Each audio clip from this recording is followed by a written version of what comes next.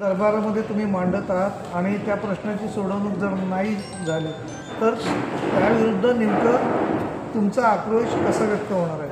Sir पहिले तुमचं नाव सांगा. माईक माईक घ्या.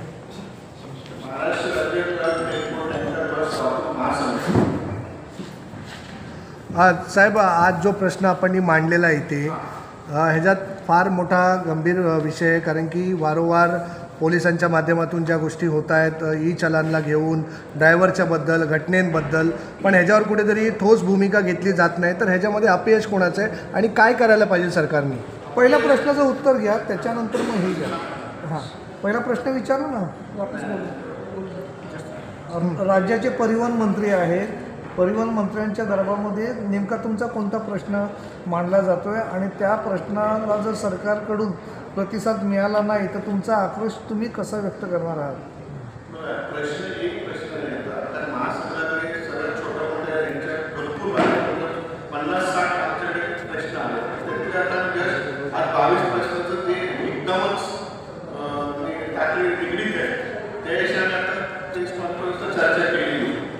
त्याचे प्रश्न राहू दे, ठेवते बोला, मोठ्याने बोला.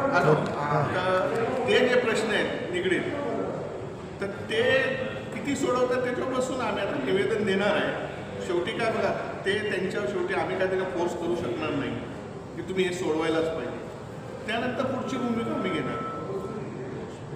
राज्याच्या अर्थव्यवस्थेचा वाहतूकदार हा एक कणा आहे. जर मोडला तर पुढे काय? कारण अर्थव्यवस्था बळकट होते ती वाहतूकदारांमुळेच. बरोबर आहे. म्हणजे तुमचं त्याच्यावरती काय विश्लेषण आहे? विश्लेषण तो सरकारचा प्रश्न आहे, त्याने कसा सोडवायचा तो प्रश्न त्याने करायचा. साहेब, ई चलनच्या बद्दल काय म्हणणं आहे तुमचं? ई चलन हे म्हणजे अन्यायकारक आहे, कारण काय याच्यावर सुनवाई नाही.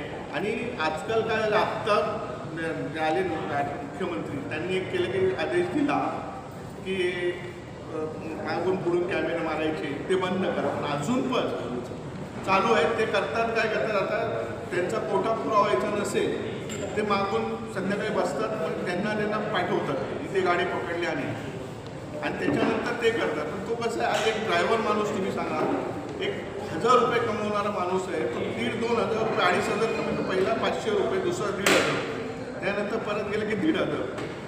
आणि काय फक्त घेतात, नो पार्किंग, सिग्नल जम्पिंग हा एक आहे, आणि ऑब्स्टॅकल टू पब्लिक. आता तुम्ही सांगा, सिग्नलच्या जरा पुढे आलं कुठं ऑब्स्टॅकल होणार आहे? जो पार्किंगच्या जागेत लागलेली आहे गाडी, जर ती पुढे मागे झाली तर ऑब्स्टॅकल कुठे होतात? तुम्ही अर्धे चलन बघा तर ऑब्स्टॅकल पब्लिक येते. महत्त्वाचा कोणता मुद्दा आहे जो सरकारने पहिल्या प्रथम सोडवा असं तुम्हाला वाटतं?